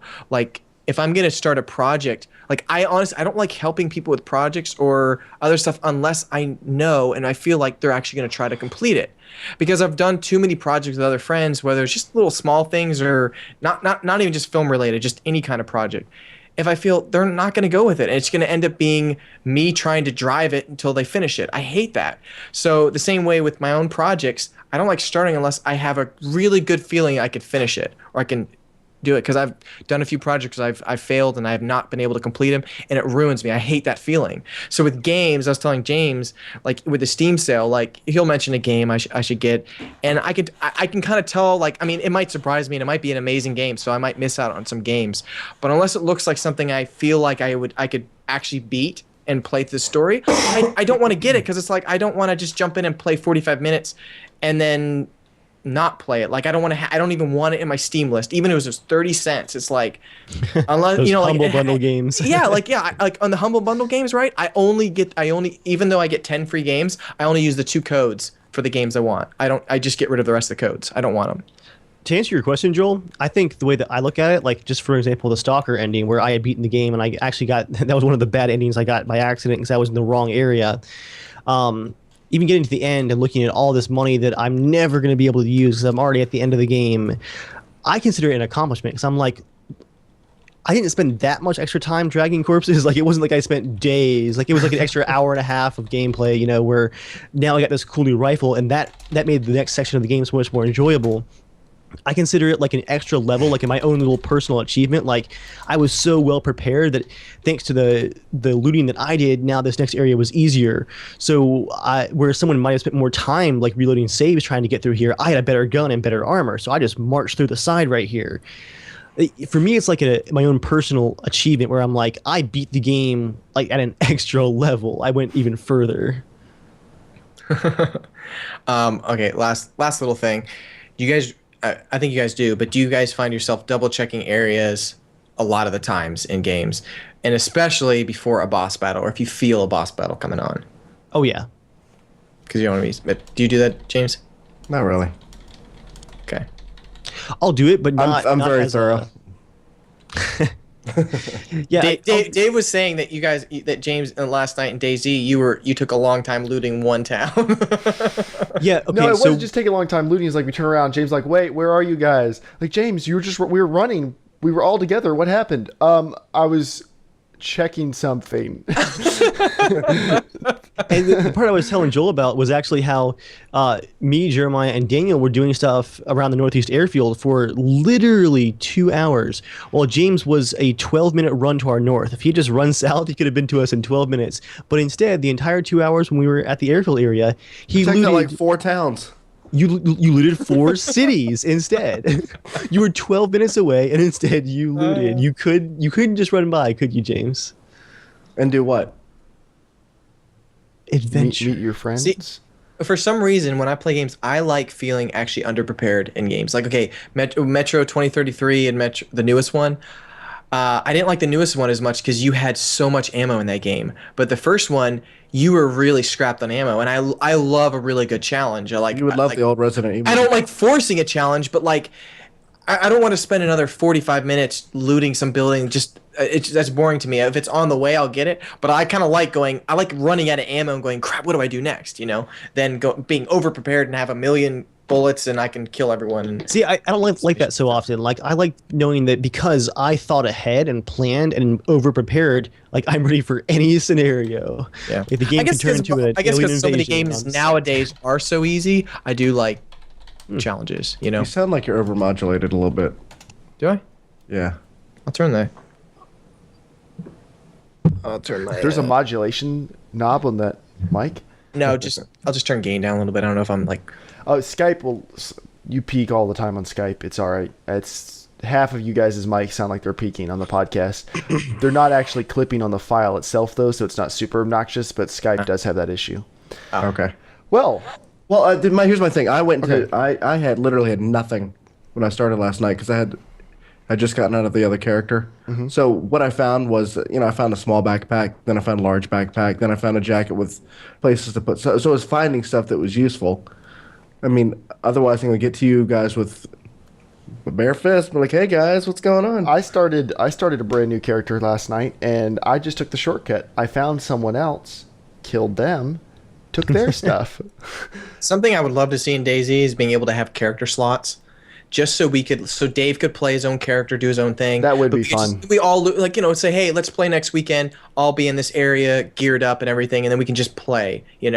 Instead of because it's like if you do die, then you got to do it all over again. So it's like it'd be nice if you had a couple different character slots. So you could just have one. Here's my solo guy. I'm all the way in the west. Here's one guy. I'm just chilling in the east or something like that. Because when I spawned in last night to play, I was at the exact physical location, the furthest northwest you can get at the edge of the map, at the edge of Trinaris.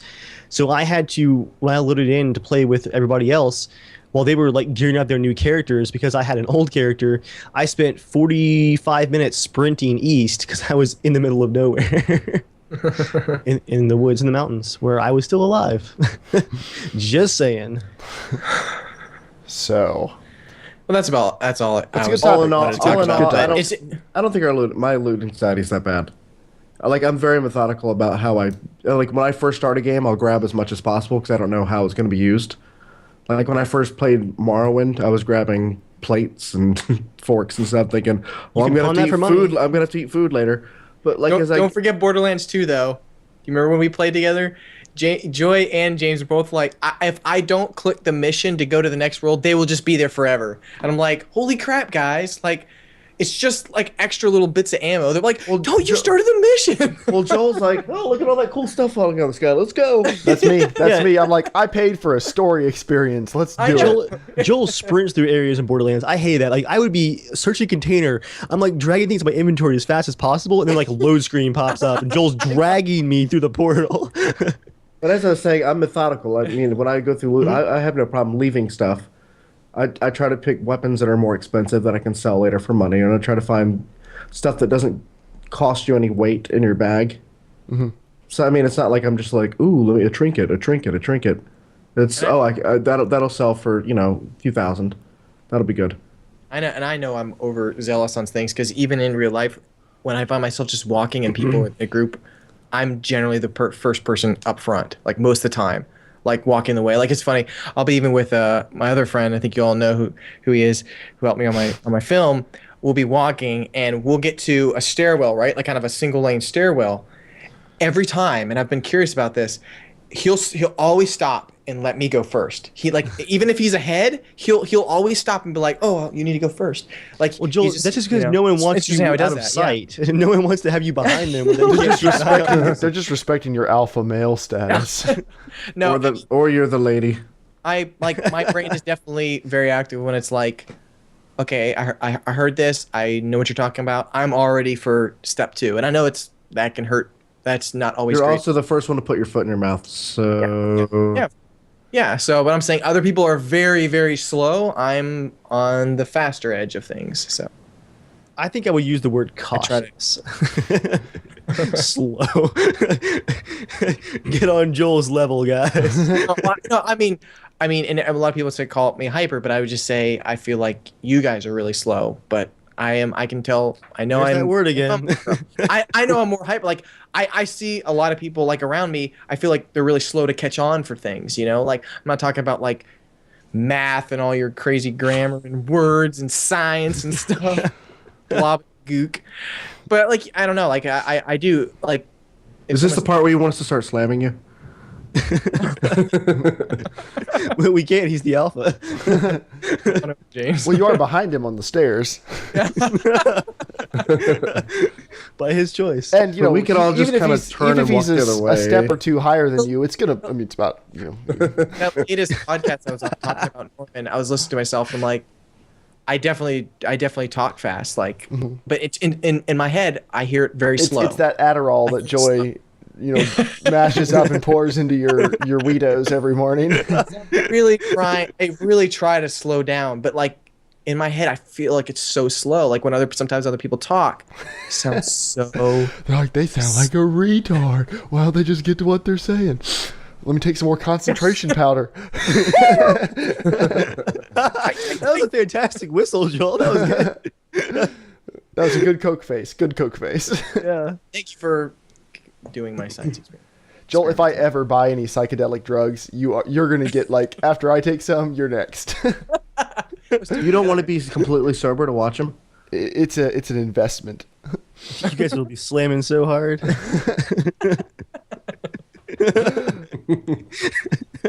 Like a dinosaur crushing a kitten. All right, before we leave tonight, it's time for 90 Seconds with Joel, part of the podcast. That's all you'll need. Joel talks about... If he's lucky, he'll get to talk about it for 90 seconds. Go, Joel. 10 seconds and 50 seconds for cuddling. And that equals 60 seconds. Keep going. Plus 30 seconds of dreaming, wishing, and not being able to count.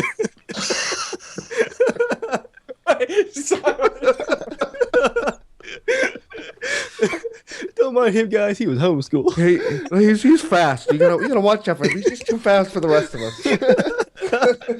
His brain is thinking 90 seconds, 90 seconds. That's like 60 Joel seconds. 60 Joel seconds. All right, let's go.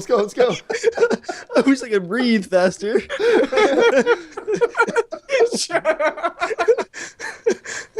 Hummingbirds hit like their hearts beat at what, like 350 beats per minute? Does that make you jealous, Joel? Or you're like, I wish I could just hover in place. Ow! My stomach hurts. If you just aim down when he talks, he would hover.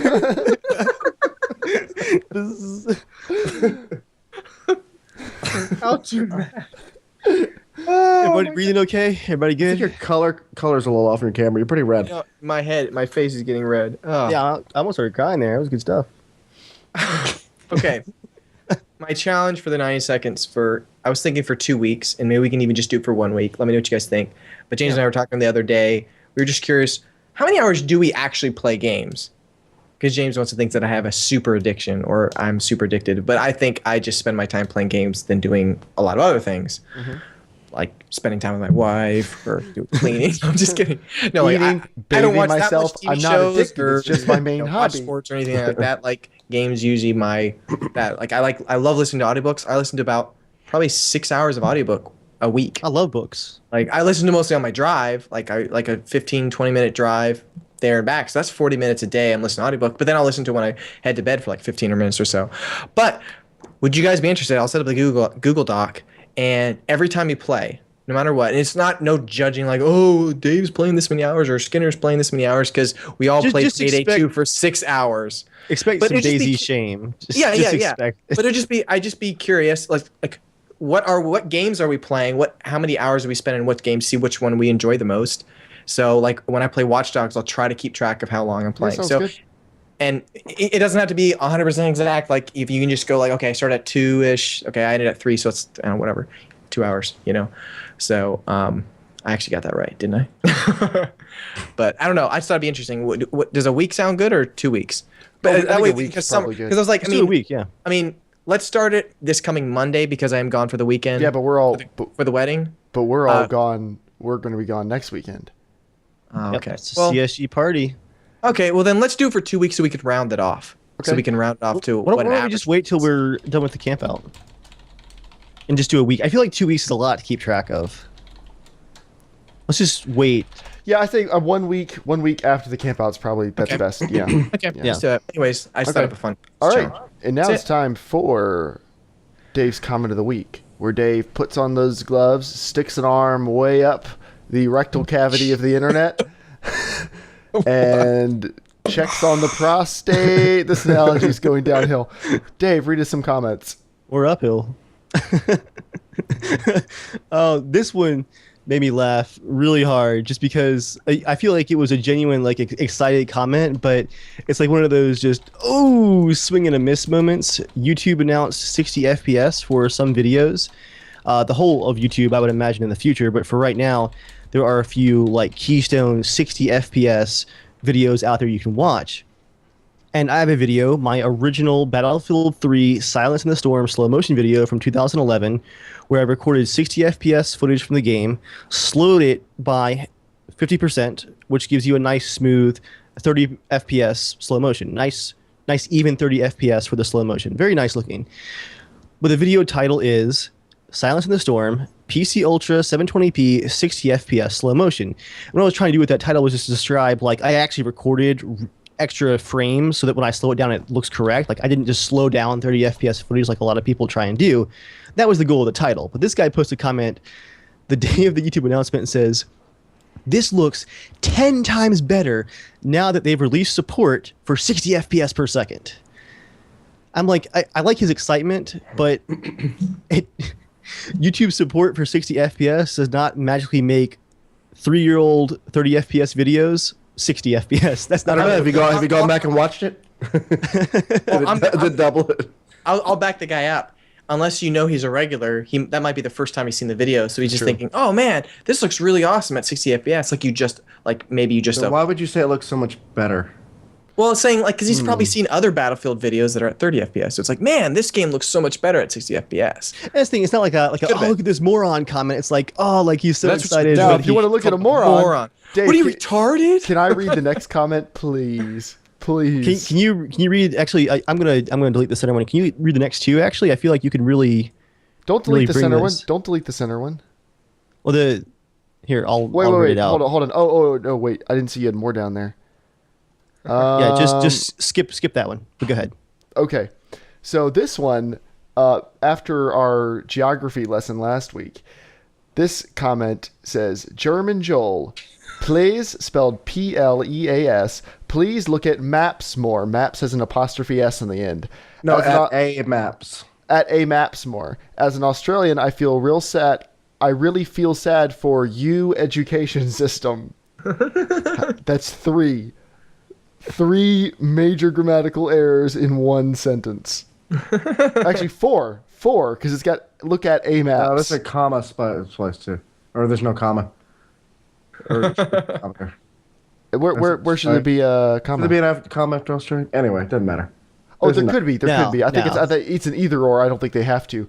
But the please is wrong. You should be your. Maps should not have an apostrophe S, and it should not say at a maps. So I'm not going to say that to make fun of you, Mister. You know who you are. But now we're even. Different strokes. That's all I'm going to say. I wasn't that good at geography, but I could spell. All right, and then the last comment is on a Tannerite video that Dave did in 2012. If you know what Tannerite is, it's the explosives. With you. It was you and me. Oh, me and you. Okay, and we were blowing up, what were we blowing up that time? Pumpkin? Pumpkins, yeah. It was our first time using Tannerite, actually. Okay. It's a very stable explosive to anyone who's like, oh, playing with explosives, stupid Americans. You can like hit it with a hammer, set it on fire and stuff. It's fine. Dave has some right there. It's only dangerous when prepared. It's not prepared right now. Boom! It's only dangerous when it's prepared and then shot with like a high velocity rifle. So it's a very, very stable explosive. Well, he says, skip to 2 minutes and 39 seconds to see anything at all worth watching. Skip the unfunny BS and get to what everyone clicked here to see. User was banned for this comment. I did ban him from the channel, actually. I went, ha, ban.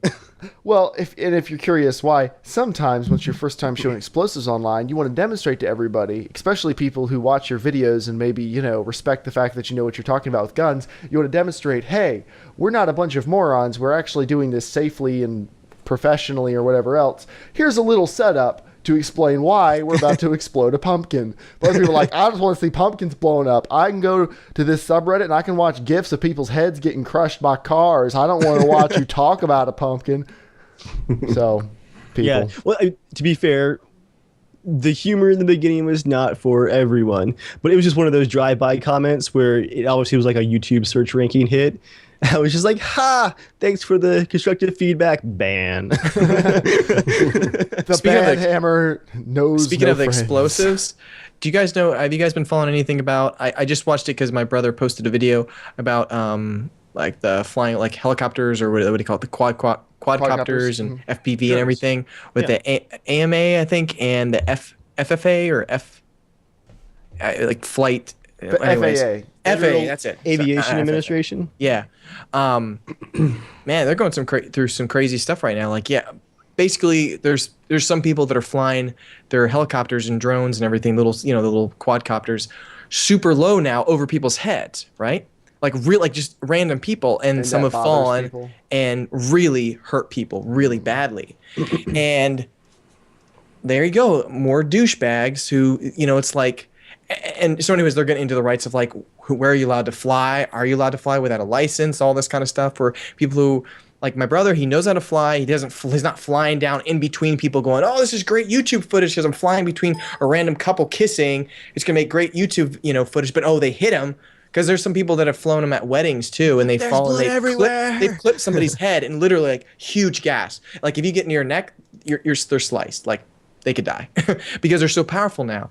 But anyways, just because of it, like, it's an interesting debate because, like, Jeremiah, anyways, one of his videos, I think it's called Stone Blue Airlines. Joel's brother. He has a YouTube channel called Stone Blue. Just so you don't think he's talking about. Okay.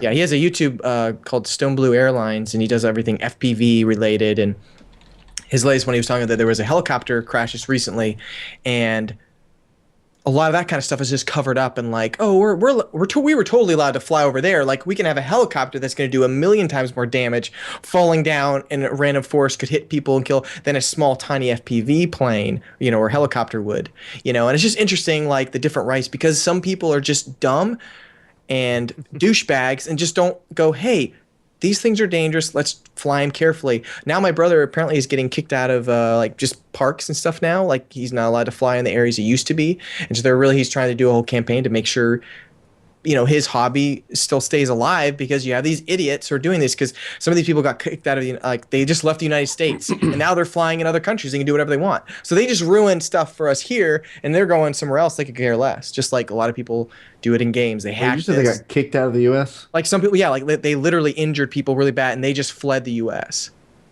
So it's like just crazy stuff. But I'm like, so you have these people ruining tons of stuff for everyone else. Like, yeah, they're really, really dangerous if you're an idiot, but it's like, wow, when is this going to end? Are we going to be like, you can't go outside or hike because hiking could be dangerous. You might fall off a cliff or hit yourself. And it happens. You know what I mean? It's like, but like, we're going to protect you for, it's just crazy how it is.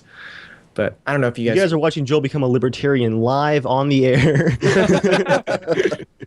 No, I mean, like, because it's like, I don't know. I always feel like right in the middle where it's like, I wish, even with guns, like, this is something that Dave taught me that I thought was really interesting. I never thought about it. Like, if you get a gun, shouldn't you be forced to have to get training to use a gun, right?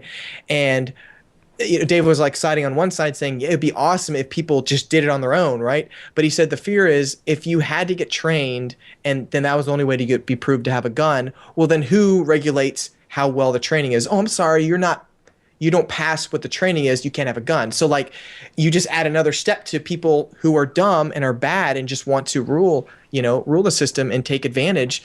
That's another step for people to be able to take away your right. It's, I think Dave would agree that wouldn't it be awesome if in a friendly way people had to take, and it was set up like if it was a law like you had to take a lesson, but it was set up by good people and it was never going to be taken advantage of. That would be a great thing to have done. Same way. I'm of the opinion that anyone who owns or handles vehicles, but anyone who owns or handles firearms should have training. I definitely believe that, but I just worry about who would enforce that rule, because historically, as an example, gun control had a lot of racial connotations to it.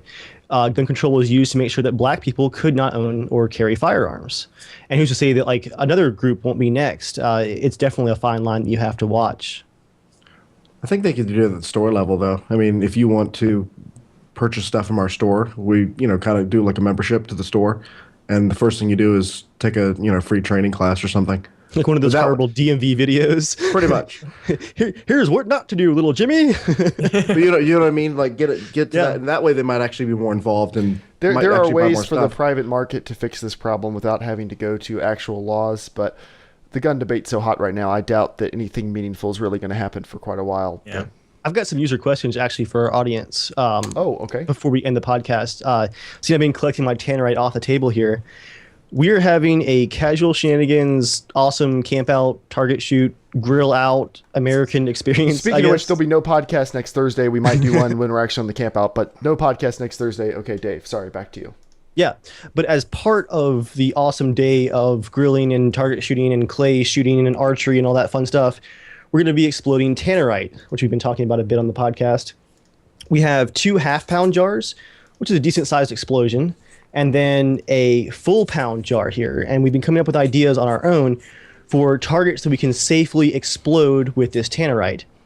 So if you guys have ideas for stuff we can blow up with the tannerite, and the idea here is it needs to be a soft target that won't send shrapnel more than about 100 yards, nothing sharp, no microwaves or bowling balls. What about consoles? Like consoles, we'll put up a blast shield. I can blow up a console.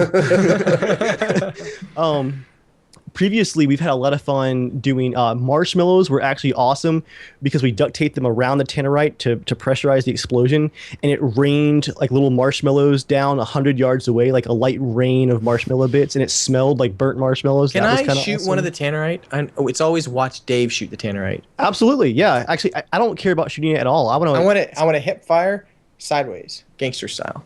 Unfortunately, but you actually want to blow it up, or do you just want to shoot at it? Just kidding. Actually, Joel, we have to use a rifle. That rifle, actually, because the bullet has to be 2200 FPS or faster, and pistols can't do that. You can try that though.